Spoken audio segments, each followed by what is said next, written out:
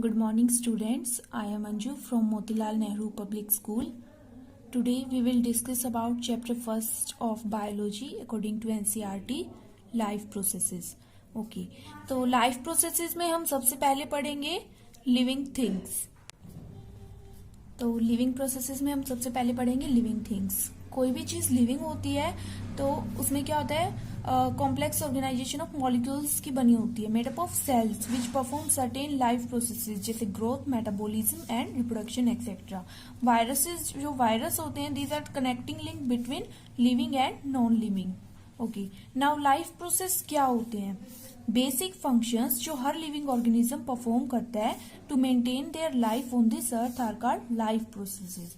अब हम कुछ इंपॉर्टेंट लाइफ प्रोसेसेस पढ़ेंगे.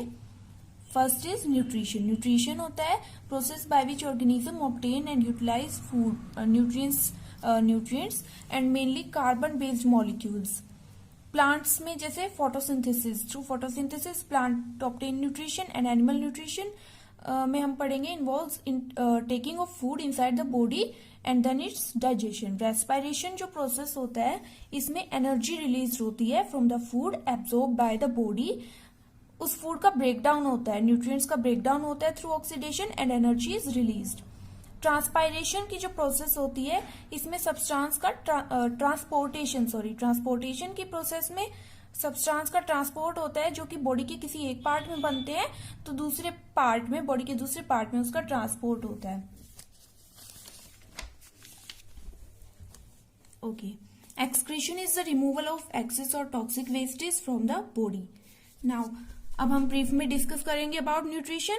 न्यूट्रिशन क्या होता है? All living organism need nutrients. सबको फूड चाहिए, okay, for living, to build up most of their own body molecules and to get energy for doing work. अब depending upon जिस तरह से living organism nutrients intake करता है, obtain करता है, उसके according organism are classified into two major groups: autotrophic mode of nutrition and heterotrophic mode of nutrition. autotrophic mode of nutrition में क्या होता है? organism अपना food जो है वो खुद प्रिपेयर करता है from inorganic raw materials like carbon dioxide and water. Okay, this is followed by autotrophs, for example green plant, some bacteria. Now heterotrophic mode of nutrition. Organism, यहाँ पे ऑर्गेनिज्म अपना खाना खुद नहीं बनाते, okay, from inorganic material and they depend on other organisms for their food. तो heterotrophic nutrition जो है वो किस में होगा? हेटेरोट्रॉफ्स में होगा, for example animals and fungi. Heterotrophic nutrition is further of different type like saprophytic and parasitic. इसमें क्या होता है? ये सैप्रोफाइट्स में होता है और ये पैरासाइट्स परफॉर्म करते हैं. तो सैप्रोफाइटिक में क्या होता है? ऑर्गेनिज्म जो है वो न्यूट्रिएंट्स लेते हैं from dead and decaying organic matter, और पैरासाइटिक में ऑर्गेनिजम्स जो न्यूट्रिएंट्स लेते हैं from living organism. For example, saprophyte are yeast, mucor, etc. And parasites are several fungi, bacteria. Some plants में जैसे कसकटा प्लांट होता है, अमरबेल. Animals में like plasmodium, which causes malaria. Okay, तो अब ऑटोट्रॉफिक न्यूट्रिशन पढ़ेंगे हम ग्रीन प्लांट्स में. ग्रीन प्लांट्स में ऑटोट्रॉफिक न्यूट्रिशन होता है थ्रू फोटोसिंथेसिस. फोटोसिंथेसिस की जो प्रोसेस होती है, it's a complex process by which green plants synthesize organic food. Organic food means glucose and starch. This food is prepared by green plant from carbon dioxide and water in the presence of sunlight and chlorophyll. So this is the reaction occurring in photosynthesis. 6 molecules of CO2 and 12 molecules of water are used in the presence of sunlight and chlorophyll by plants. So glucose and water and oxygen are formed. Glucose and oxygen are the end products, okay, and carbon dioxide and water raw material used for this process.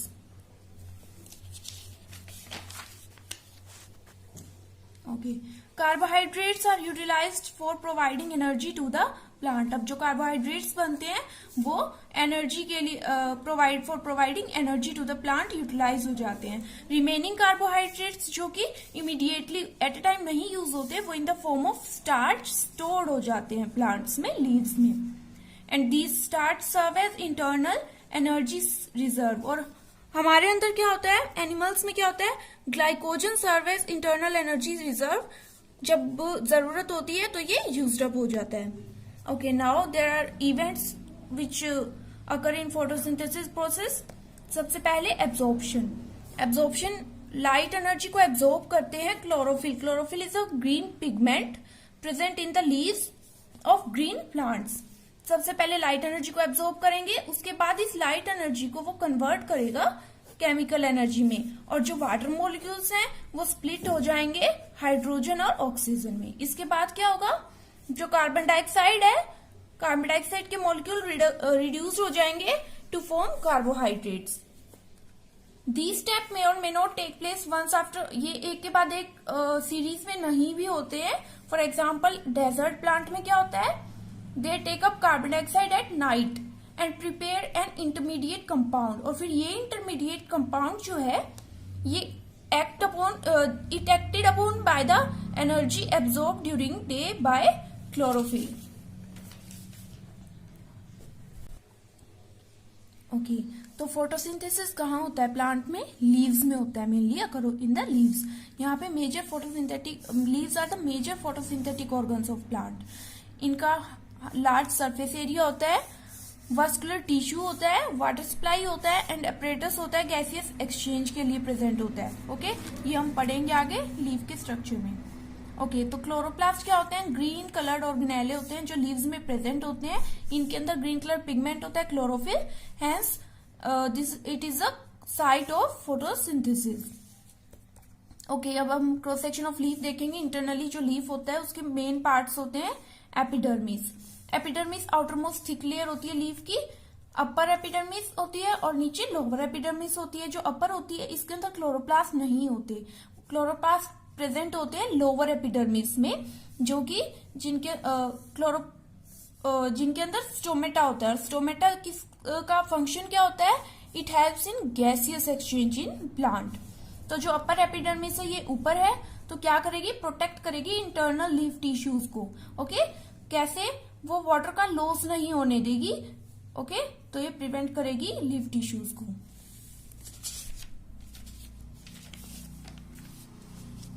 Next is stomata. Stomata क्या होता है, टिनी pores present होते हैं on the surface of leaves. Okay, तो बहुत सारे amount में gaseous exchange जो है वो अकर होता है by with the help of stomata in leaves for photosynthesis. Guard cell क्या होते हैं, ये कंट्रोल करते हैं opening and closing of stomata.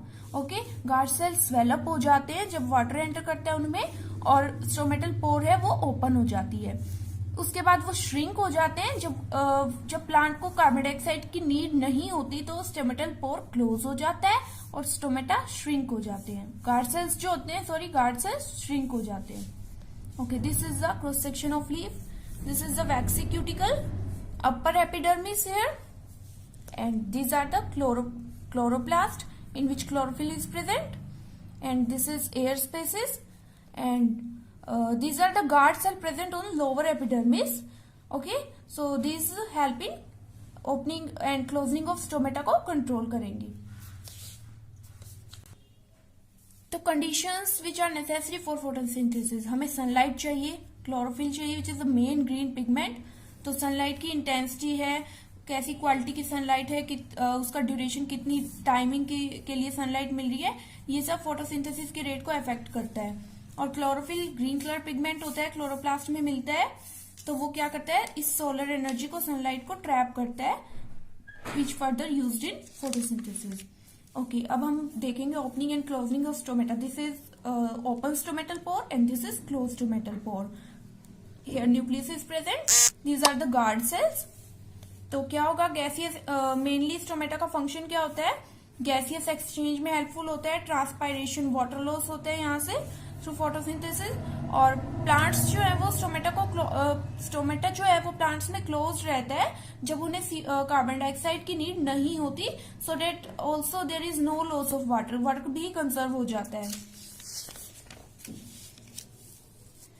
अब opening and closing of stomata को गार्ड सेल्स जो है वो कंट्रोल करते हैं, and it is caused by the change in turgidity of guard cell. Turgidity का मतलब, टर्जिड वो प्लांट सेल होता है, प्लांट सेल इज कॉल्ड, वो हम उसे टर्जिड बोलेंगे when it is fully inflated with water, उसके अंदर पानी भरा होगा due to high sugar content in it. When guard cells are turgid तो स्टोमेटल पोर ओपन होगी, और जब गार्ड सेल्स जो है वो वाटर को लॉस कर देंगे, श्रिंक हो जाएंगे, तो स्टोमेटल पोर क्लोज्ड हो जाएगी। ओके, तो रॉ मटेरियल्स क्या चाहिए फोटोसिंथेसिस के which are necessary? Carbon dioxide, first carbon dioxide release into the atmosphere during cellular respiration हम करते हैं बायोऑर्गेनिज्म, और फिर वो लीफ जो है वो उसे ले लेते हैं through stomata. Okay, tiny pores जो है लीव में प्रेजेंट होते हैं, इनके थ्रू गैसियस एक्सचेंज हो जाता है। Okay, then surface of stem, leaf और रूट्स भी कंट्रीब्यूट करते हैं गैसियस एक्सचेंज में। Second raw material water, water absorb by roots from soil. Okay, अब ये ऊपर जाएगा लीव्स तक स्टेम में through xylem, okay, and then to the photosynthetic cell. Then these water molecules split in the presence of sunlight. Okay, water molecule जो है वो hydrogen और ऑक्सीजन में स्प्लिट हो जाएगा, तो जो हाइड्रोजन आयंस हैं वो यूज होंगे for reduction of carbon dioxide, carbohydrates बनेंगे, और ऑक्सीजन जो है वो एज बाय प्रोडक्ट बाहर निकल जाएगी। हमने फोटोसिंथेसिस की रिएक्शन में पढ़ा था। And this is called photolysis of water when water molecule split and hydrogen oxygen molecules are produced. कुछ और मटेरियल्स भी नीडेड होंगे फोटोसिंथेसिस में, जैसे कि मिनरल न्यूट्रिएंट्स होते हैं nitrogen, phosphorus, iron, magnesium, which are taken up from soil. तो nitrogen it is one of the essential nutrient for synthesis of protein and other compounds. It is taken up in form of organic nitrate और organic compound prepared by bacteria, जैसे soil में rhizobium bacteria present होता है from atmospheric nitrogen, तो nitrogen fixation की process भी हो जाती है। ओके, तो in this video we will cover about some raw material of photosynthesis, okay, living what are life processes. Next video हम पढ़ेंगे heterotrophic nutrition and then nutrition in human beings. Thank you.